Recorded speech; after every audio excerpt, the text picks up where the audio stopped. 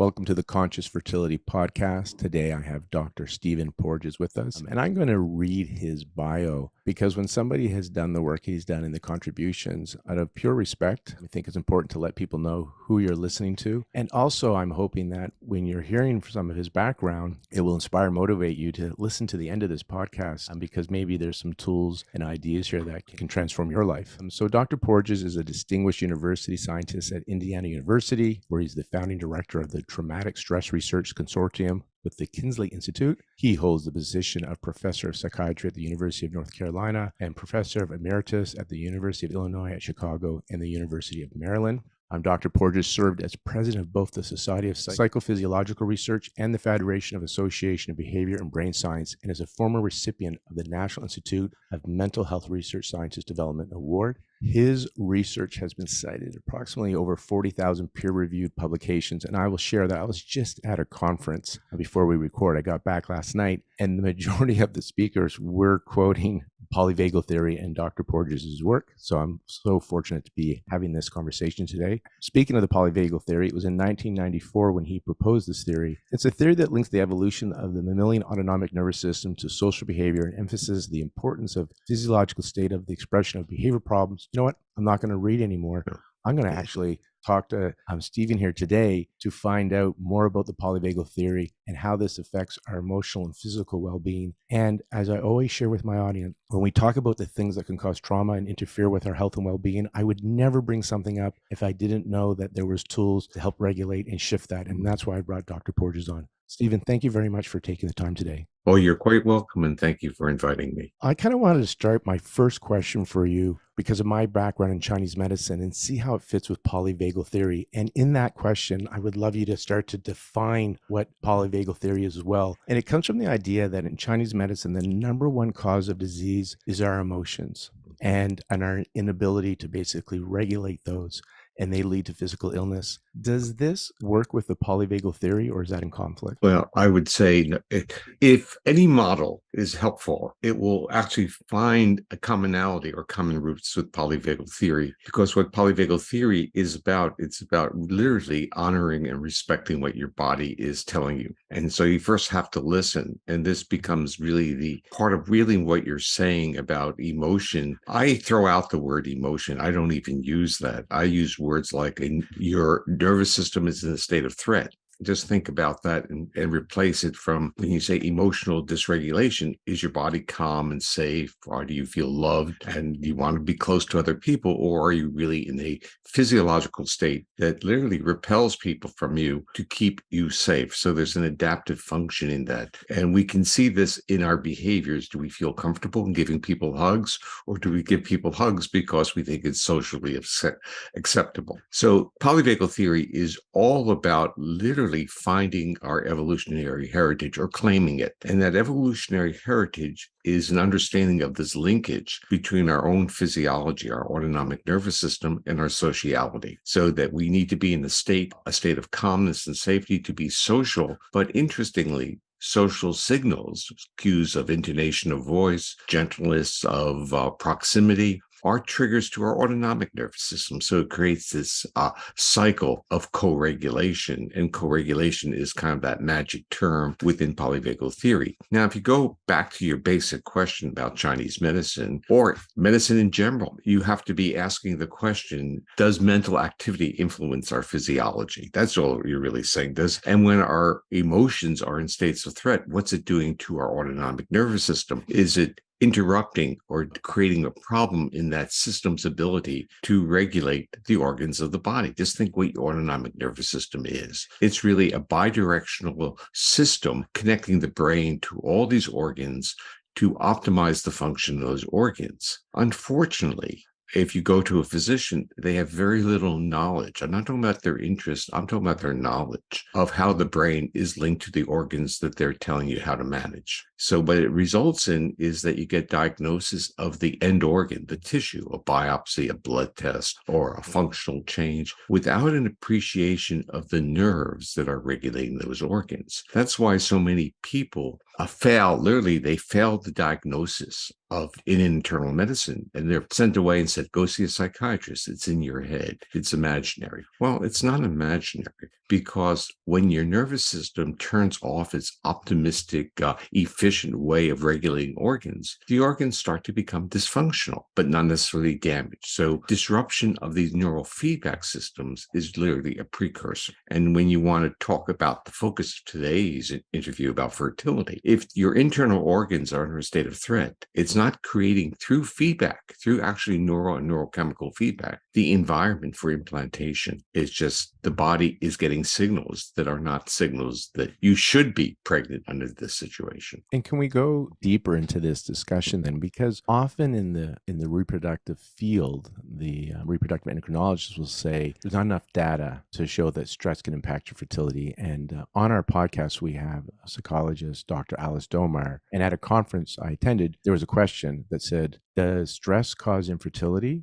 Or sorry, go ahead. No, I was just going to interrupt and say we're starting immediately with a word that gets us into trouble. It's like anxiety or emotion. What is stress? If we re-operationalized the definition of stress and said stress is really the disruption of the homeostatic functioning of your autonomic nervous system, which it is, what's the product of that dysfunction? All these emotional regulation, behavioral regulation, vulnerabilities to mental health issues, physical health issues. So when the nervous system is not in a state in where it's supporting the regulation of its own organs, because there are defenses that it has to, it's kind of like a Star Trek analogy. You use your defense shields, but at great expense. You can't, in the Star Trek analogy, you're using the energy. So you can't fight, you can't run. And in human physiology, it's literally the same thing. If you're using your resources to fight or flee, you can't serve optimistically the homeostatic functions of health, growth, and restoration. And it's not so black and white. Like when you're in this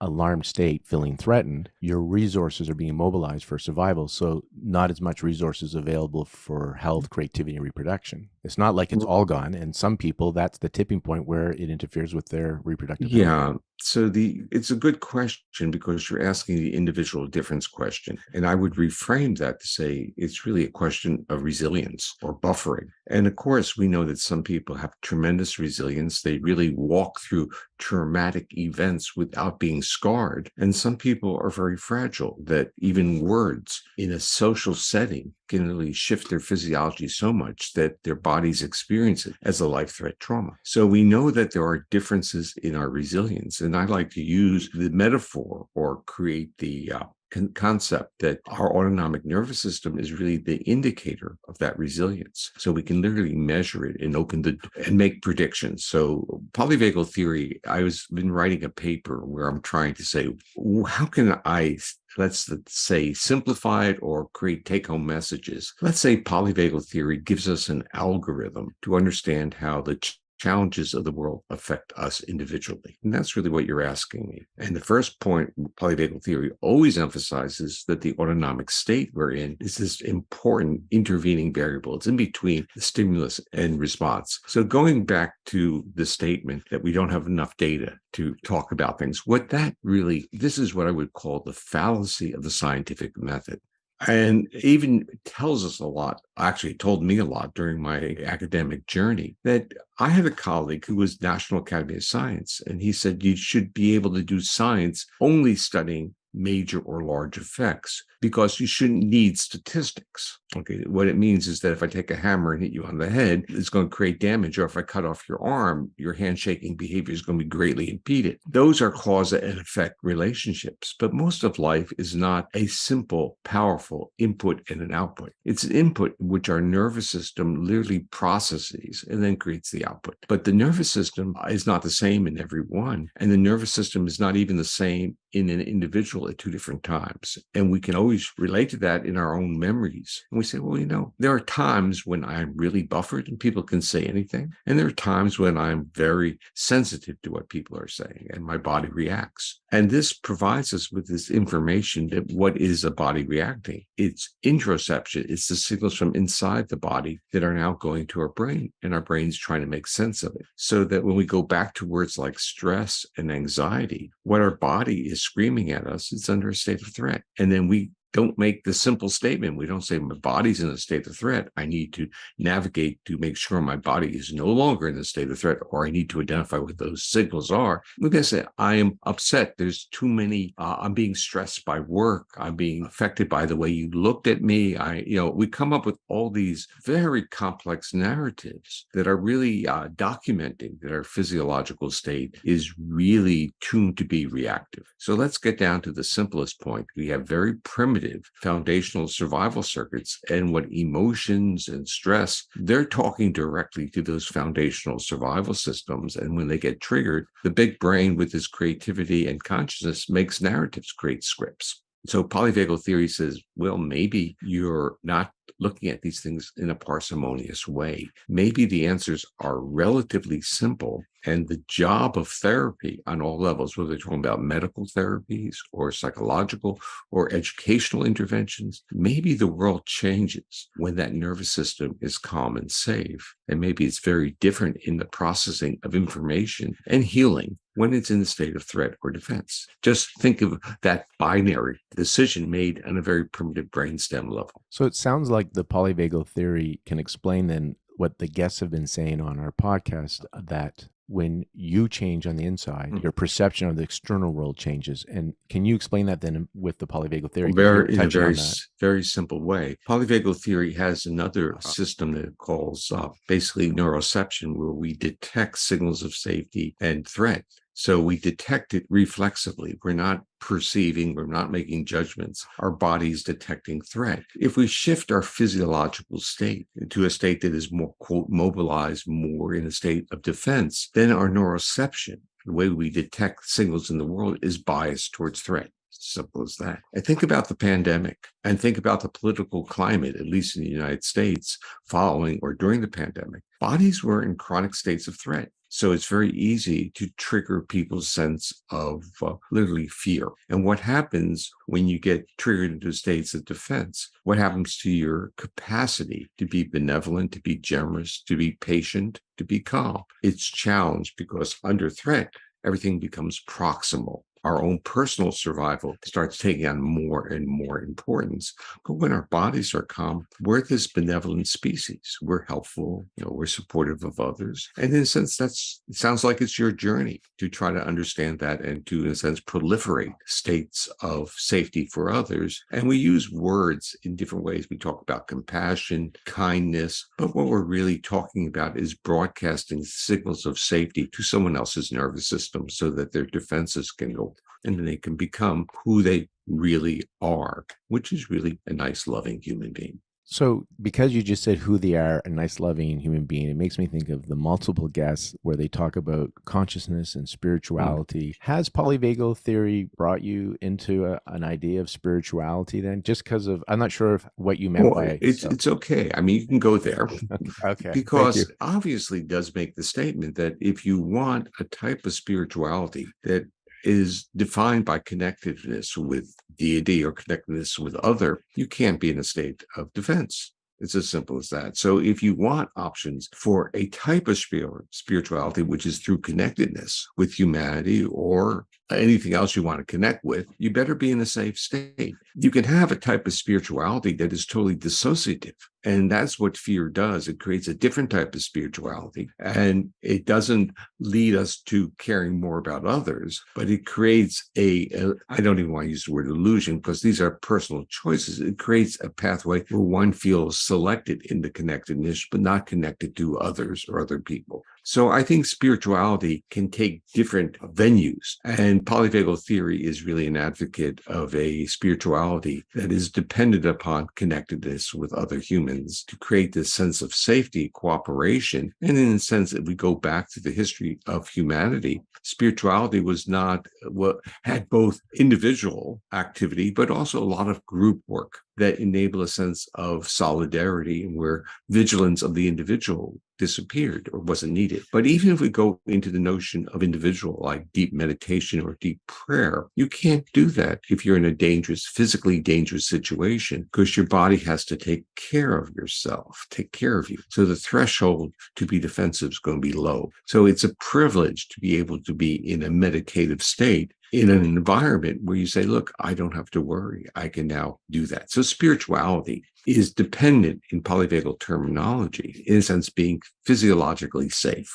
And I wanted to circle back, and thank you for that, Dr. Porges. I wanted to circle back to resilience because you had said that people have different levels of resilience. And I would think that, oh, if I'm somebody that's struggling with my emotions and physical body, I would almost take that personally, like, oh, I don't have good resilience. The question I have for you on this is it predetermined? Like, what determines our resilience? Where does this come from? Where does it come from? You don't have to elaborate because you moved into a very Western cause and effect world. And in doing that, you took the control from inside and placed it outside the body. Can you explain, unpack that, what you mean by that? Okay, I'm going to unpack it because we live in a world that is very driven by cause and effect thinking. Mm-hmm. And so we basically anticipate and we treat others this way. We say, if I got through this, let's say, challenging, traumatic situation, why didn't you? And if you didn't, something's wrong with you. And we place it now in intentionality and motivation. So we basically don't appreciate what we have within us that enables us to deal with input-output relationships, cause and effect. So we're not appreciating the uniqueness who we are. And this is where a lot of shame and blame comes in, and literally cruel behavior of children in school systems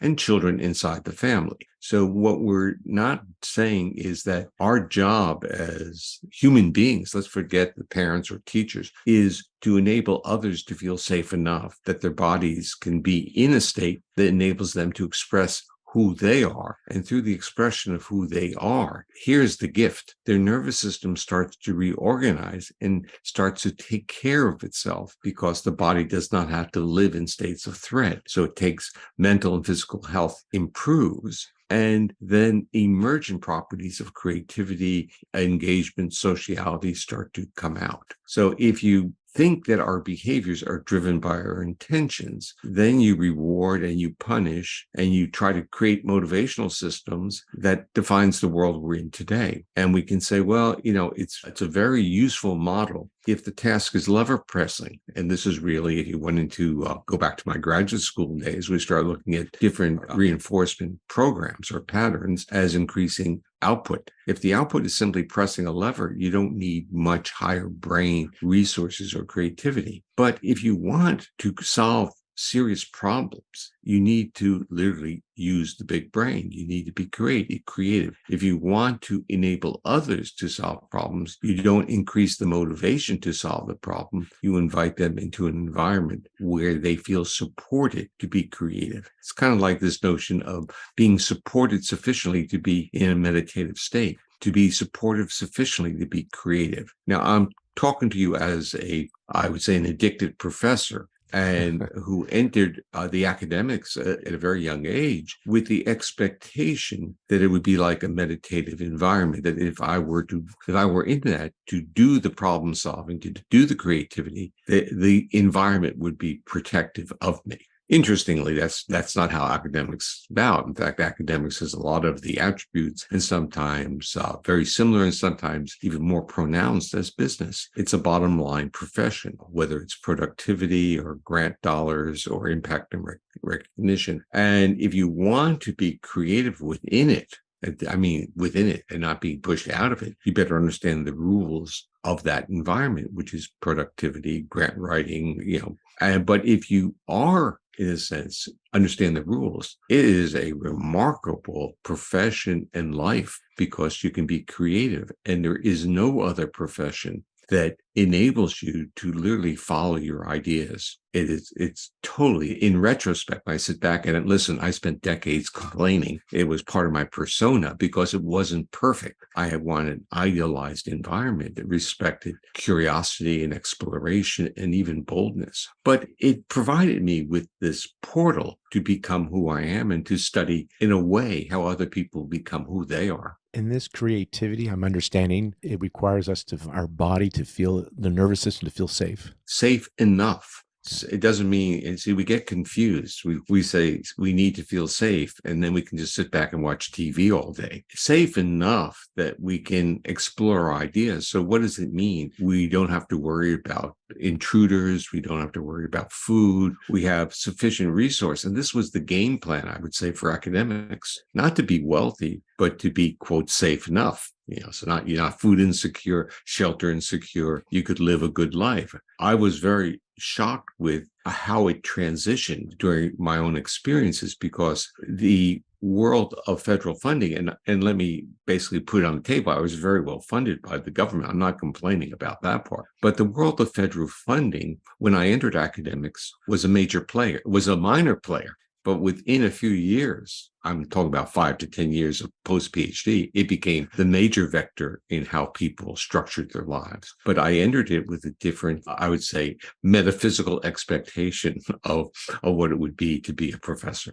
I wanted, because I'm thinking of my audience and myself, and they're like, okay, if my body's under threat, it impedes my creativity. And for our audience, okay, I'm learning that it can somehow negatively impact my well-being and my reproductive health. So how do I be safe? Like, what do I need to do to be safe? And I think that's the key is the doing part. So the doing part, again, we rapidly shift to the paradox. And the paradox I used to call it was the alchemist's dilemma, that if you wanted to make gold out of lead, you'd boil the lead and not think of the word hippopotamus. That was what I remember. So then the lead would become gold, because what you're asking is, how do you become safe without focusing on, I need to be safe? Because in saying I need to be safe, you're already in a state of defense. So the secret of this, as I start to unfold it through this is now the intellectual journey that starts to map onto the own bodily journey, is that there are signals of safety in the environment all the time. They're basically blatantly being shown to us. We know them. We look at a crying baby and how the mother calms the crying baby.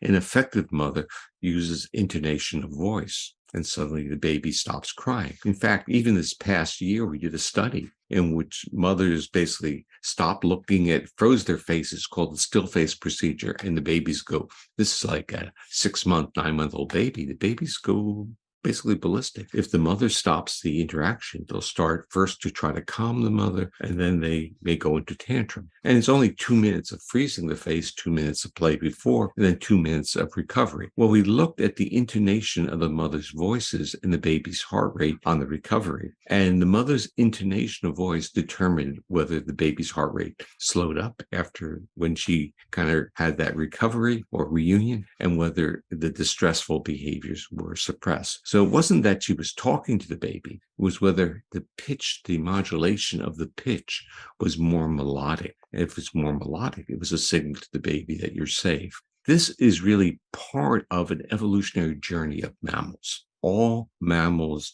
have this neural regulation in which the neural regulation of laryngeal and pharyngeal, basically vocalizations and facial expressions also, and even listening, the muscles in the middle ear. The regulation of that is linked in the brainstem to the vagal regulation of the heart, so that when our voices are melodic, when we talk, we're broadcasting our physiological state. And this is the linchpin of the development of humanity from social mammals, that mammals learned to signal each other that they were safe enough to come close to, literally to cooperate, if the vocalizations were melodic. And if you watch cats, dogs, even horses, you can hear in their vocalizations whether you can approach them. And like if a dog has a low-pitched vocalization, you go back. The point is, this is wired into our system because the frequencies, if you're dealing with low-frequency roars, that's wired into our DNA as a threat cue. And that's why thunder and earthquakes, we go into the same bit. Our bodies go into kind of literally a startled defensive mode reflexively. And so we do that with vocalizations. And this is called like a neuroception of danger or threat. But mammals had this remarkable ability to have a neuroception of signals of safety, which downregulated threat responses. And that is your question. So intonation of voice. So we use words like connectedness, co-regulation, trusting, friendships. Who are you safe with? Well, we tend to be safe with people whose voices are more melodic. They're not yelling at us. They're not tightly, high pitched without prosody. So if a person that you're engaging or talking to has a high pitched squealy voice, how do you feel? You say, well, you're already interpreting that person's anxious or tightly wrapped, whatever language you use. If the person has a booming, low frequency voice, you say,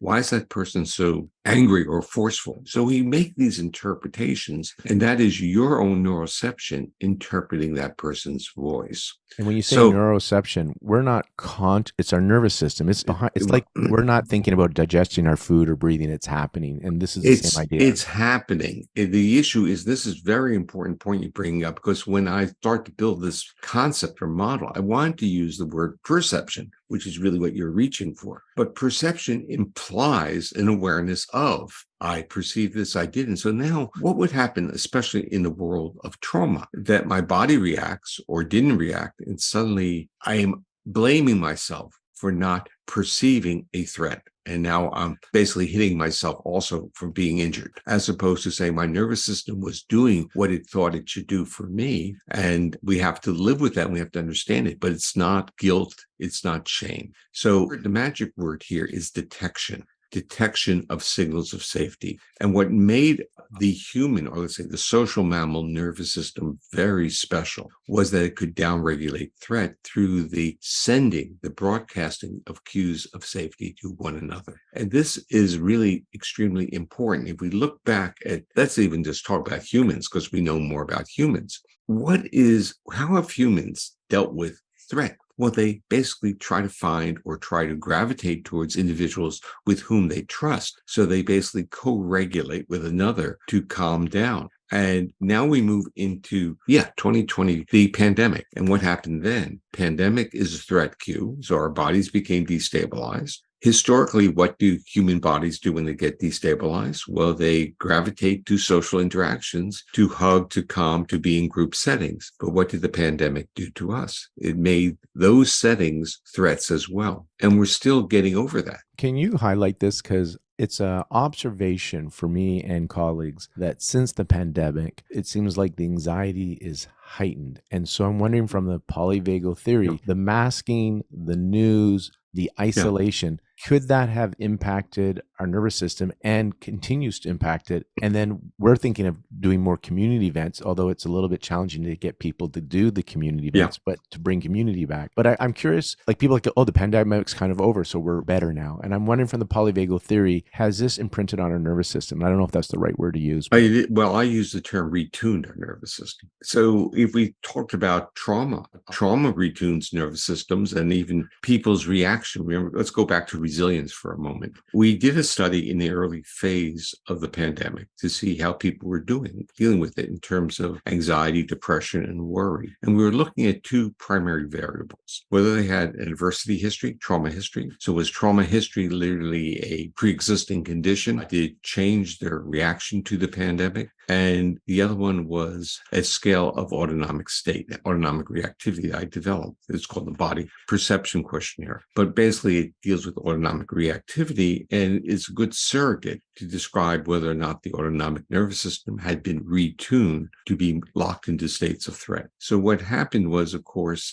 and this is only people who did not get COVID, it's early on, about 2,000 people in the study, well-designed in terms of population sampling. Adversity history was related to worry, depression, and anxiety. However, much more of the variance, if you looked at trauma history or adversity history, and then how that went to autonomic activity, and then autonomic activity to outcomes during the pandemic, that was the pathway. So if the autonomic nervous system was retuned to be in a state of defense, you accounted for so much of the variance of the mental health variance. Now, I would say the more interesting part, so that starts off by saying, yes, trauma is a pre-existing condition, but if your nervous system didn't get retuned, you're fine. Meaning, if you had that resilience and the system didn't get locked into it, it's an event. It's not literally a causal pathway. Now, we had 100 people in this first wave early in the pandemic who got COVID. So of that 100,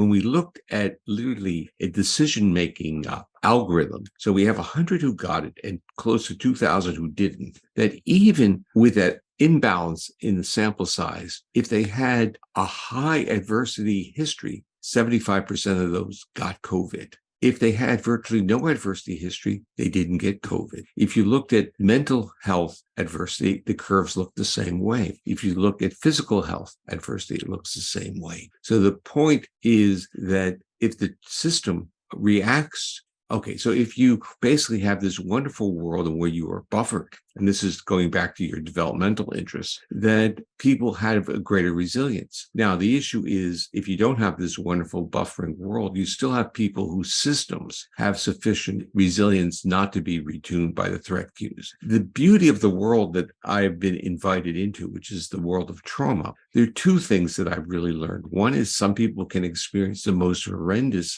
events, and they come out literally quite normal, quite resilient. But the other part of this whole story is even if they get severely dysregulated, they carry with them a vision of what they want. They tell us what is important to them. What's important to them is they want to feel safe in the proximity of another. It's like locked into their nervous system. They have this history of being abused, yet they have a mental image of a great desire to be safe in the arms of another. It tells you what it is deep in our DNA of what it is to be a successful human being.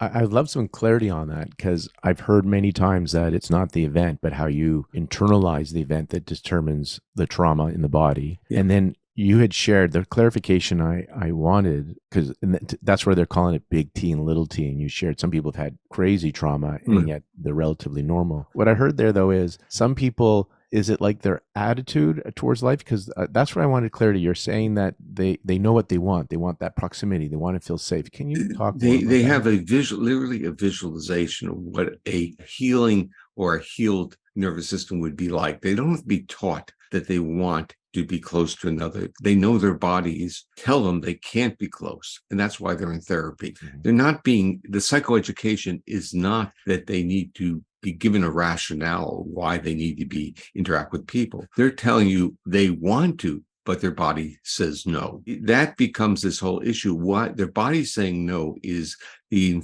important first start, because what you're doing is listening to the fact that your body's in a state of defense. This is the important beginning of a therapeutic journey. It's the acknowledgement that the body shifts into a defensive state and you're aware of it. For many people, they're not aware of it, although they create narratives that justify their defensiveness. So they don't see their body as being part of the journey. They see the other person as doing something to them. And the part of what polyvagal theory says is it really says if I get cues of safety that my nervous system accepts, then I become different. Now, that important word accept, now this is a tricky one in therapy. And I have to also, for all disclosure, I'm not a therapist, but this is what happens is that if you carry with you a severe adversity history and you are bombarded with cues of safety, your body will initially kind of become accessible, but the nervous system, through this interoceptive feedback, where it now maps those visceral feelings with memories, shifts now into vulnerability and says, I'm getting out of there. And you see this within clinical settings as well, where people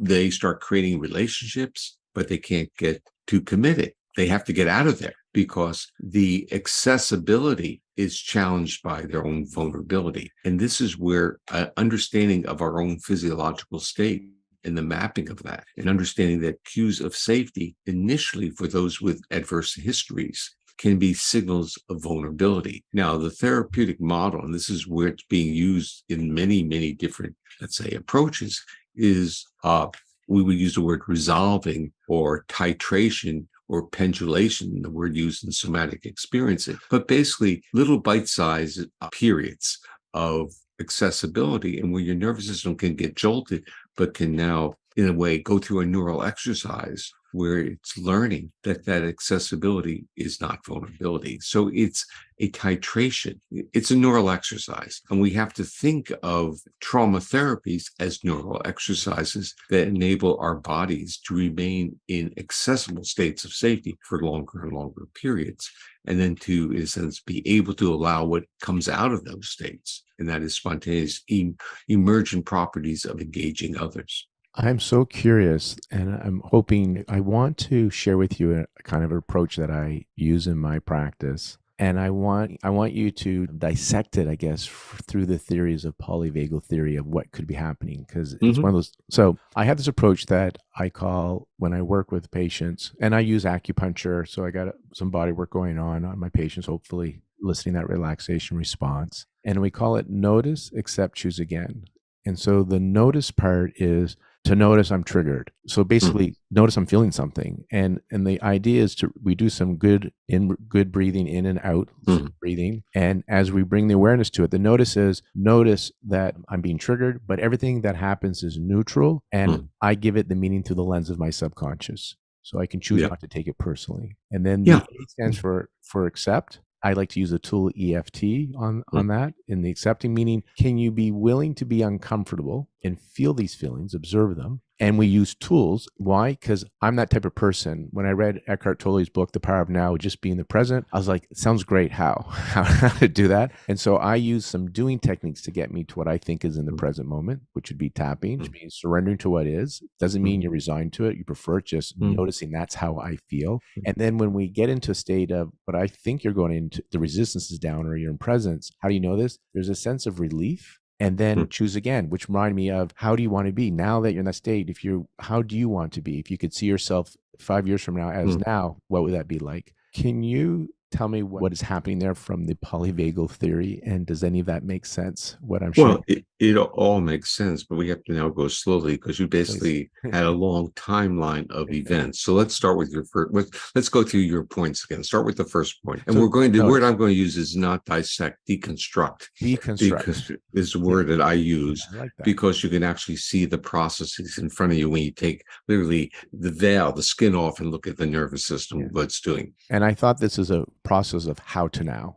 So just notice you're triggered. When you notice that you're not feeling comfortable, breathe. No, you just put two things together. Just notice. The just notice is an extremely important aspect, but it's not just notice. I mean, those are the words you're using, but it's being very careful not to evaluate what you're experiencing. So you become on a journey of exploration of your own bodily feelings. It's kind of like, oh, wow, what's happening to my body? The invitation is bring a sense of curiosity. Yeah, exactly. Now, the second part, the reason we had to separate it is that you already put a toolkit onto it when you did the breathing. And the toolkit is extremely polyvagal because during exhalation, the vagus works and calms you. During inhalation, the vagus literally lifted off. So the breathing that you're doing, I would think, would be more like more rapid inhalation and very slow exhalation, because that creates the state of calmness. And in fact, I actually used to do experientials at my workshops where I would have people breathe in different ways, looking at each other and then shifting off. And when they would take long inhalations and short exhalations, they think the person across from them, who was their partner watching, did they do something wrong? Why are they evaluating? They would see their physiology by dampening that vagal brake, got them to feel they were being evaluated. But when they went into the phase of long exhalations, they would say, whoa, what an attractive person. I'd like to get to know that person. They would start seeing all the warmth. And what I had to learn this from the people there. It wasn't solely that the person breathing's face was changing. The person's breathing face was changing and triggering the observer's faces. So we use words like mirroring, but in polyvagal term, we would say neuroception, the signaling is different. So with the slow exhalation, in a clinical setting, you'd say the face is softening, there's the upper part of the face is coming to be more alive, the facial expressivity is there, and the person starts to radiate. We come up with all kinds of words, but really the neuroregulation of the upper part of the face is now getting on there because it's linked in the brainstem to the regulation of that ventral vagus. So the physiological state that I'm in is going to be radiated, broadcast in the intonation of my voice and in the facial expressivity. So you gave it a toolkit to emphasize a calming mechanism that now placed the context for the awareness of that bodily state. And we're quick tangent is you, the practitioner or the person, the other individual, the human being. You're like Wi-Fi because you said you are you were radiate. What did you say you were? What was the term? Broadcasting. Yeah. And so this is how you can also help impact your other human beings is by regulating your nervous system, breathing. Yeah. You are a broadcaster. I use the term. You're like Wi-Fi. Yeah, exactly. But here is the other part. If you gaze avert or turn away, you're also broadcasting something else now. You're broadcasting literally a signal of threat because you're disengaging. It's interesting because I do my best to be conscious when I'm with my patients, and I do have to leave sometimes, that if they're talking, to sit and talk and not have my hand on the door. Like I become very because I started, you could see it in their face. Even that's a polyvagal thing again, because there's now they're feeling there's a threat there. You're not listening to them. So I want to go back to this note because something I am just so curious and I want to see how this fits. So there's the noticing part, and the reason the noticing came up was it was that Viktor Frankl quote where what I interpreted is in every situation there's a moment where you either unconsciously habitually react, your subconscious programmings, or in that moment you can consciously choose to respond. And I find the NAC is that interruption that gives you space to consciously choose to respond, and it takes practice. And so notice I'm triggered, right, with curiosity. And then what you're doing is you're tuning your own interoception, your bodily feelings. So you have, in a sense, we tend to go through life not turning off the feedback loop from our own viscera, because we're basically, it comes from early childhood about sitting in a room, going to school, not really listening to what your body's saying. And it just keeps going on through work, through relationships, not listening. So part of what you're saying is opening up the spigot again, the feedback loop of what your body is screaming at you. And sometimes as a therapist, it's telling you gentle things. It doesn't mean it's screaming at you. But with the awareness of literally you're using your body as a polygraph. It's reacting. You're aware of your physiology, and you're aware that your physiology is responding to the other. It's quite an amazing gift that we have in our own bodies. And this is the part where there's this willingness to be uncomfortable, because for me, when I get triggered and I notice it, I don't like the feeling. That's why I'll do other behaviors to distract myself. Yeah. And it requires that curiosity and willingness to feel, because I think most of us, myself, I'll talk about me, is I think I've been,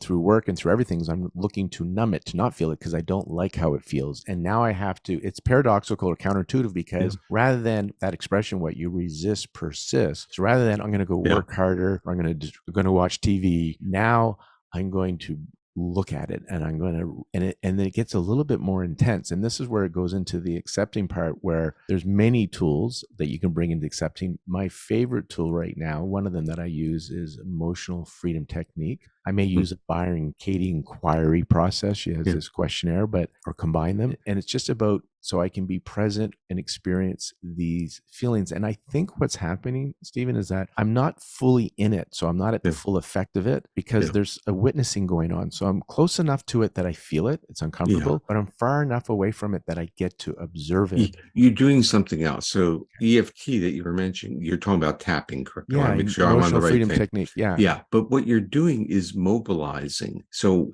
I've talked to the energy psychology groups, and I reinterpret or deconstruct what they do in a different way. And I said that tapping in their world is very much a link to Chinese medicine, acupressure, acupoints and areas, or even pranayama yoga, because there's a lot on the face. I'm saying, well, a lot of it has to do with the fact that you are mobilizing while dealing with a deep visceral feeling of trauma or threat, especially immobilization, which in polyvagal terms is literally trigger shutting down, withdrawal, dorsal vagus in polyvagal terminology. But if you are moving, it's incompatible to shut down. So it's kind of like what the dance movement therapists are doing, but you're not, with tapping, you're not moving the whole body. You're, in a sense, you're giving intentionality to an action, and that action now literally neutralizes, which it does in the theoretical model of EFT, neutralizes the potency of that visceral feeling. And it has to, because mobilization will do that. Two questions on that then with the tapping part is, one is because of the face and expression, we're tapping so many points on the face. Is there a polyvagal theory reason tapping on these points could be doing something? Okay. On which level do you want to use the theory? If you use the theory saying that movement is important, it takes you out of that. It's parsimonious. You could tap anywhere. If you go into, let's say, the emphasis on the social engagement system, then places like the upper part of the face are extremely important because of the location of the trigeminal and facial nerve afferents. So you can literally build a model that you're stimulating the feedback loop of what is called in polyvagal terms the social engagement system, which is the neural regulation of the striated muscles of the face and head with the vagal regulation of the heart and the bronchi. And then over dinner at the Energy Psychology Conference with Peta Stapleton, we were talking because her research, they've shown it dampens the amygdala, lowers cortisol levels. And then she said it was okay to ask you, because I think you guys have been looking at some research. You guys have seen some vagal tone changes with EFT. Is that? My colleague has looked at their literature. I haven't looked at it. Okay. And and I think that was what they're even seeing change in vagal tone.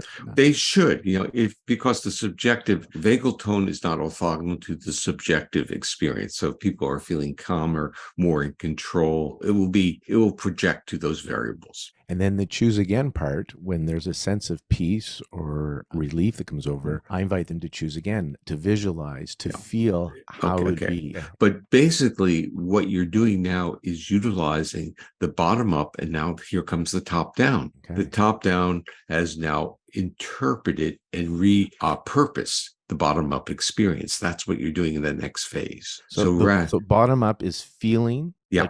Feeling, and then you manipulate it with breath, and you manipulate it with, you do tapping, and now the feelings are there, they're going up, and now you are doing a different interpretation of the feelings with curiosity, and that's interpretation is now top down. So there's a dynamic bottom up, top down, and the goal is that those bottom up feelings are not disruptors anymore. They're experiences without disrupting. Can I say we're reorganizing the nervous system through this process? Of course. And developing resilience through this process. Right, because you can say what is not being resilient. It's disruption of homeostatic functions, or what you would call in your world maybe emotional dysregulation. Well, we're looking for balance. So we're looking to support the environment of the body to do what it's meant to do. And so as our time has come to our end today, I want to talk about some resources that may be available to people to help them regulate their nervous system. We've talked, and what I hope to communicate, that even though there's not a lot of data, although Alice Domar's podcast shows that there is data about feeling threat, stress, how it affects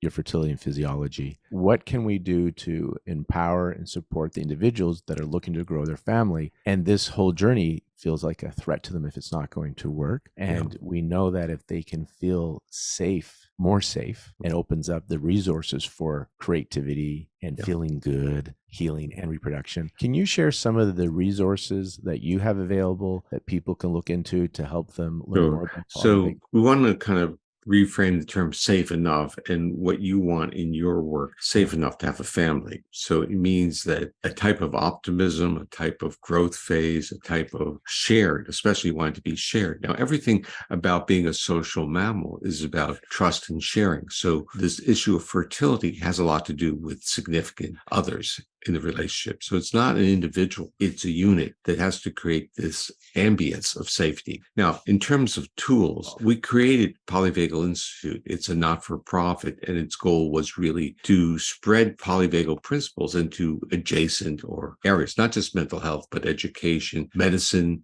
sports coaching. It's turning out to be a real interesting journey. And you can go to that website, and there are courses that are being offered, and it's polyvagalinstitute.org is the website. And there are certain things on my own website, which is stephenporges.com. Yeah. Google Stephen Porges and you'll find his website. And we'll Yeah. put it in the show notes. We'll put it in the show notes. Yeah. And what I really want to push is the first readable book that we've written. And I wrote this with my son, Seth, and it will be out in September. It's called Our Polyvagal World, How Trauma and Safety Change Us. It's being published by Norton, but it's readable. And people who have read some of my other stuff will understand what I mean by saying it's readable. Seth is a journalist and also a movie maker. So it actually has a good voice.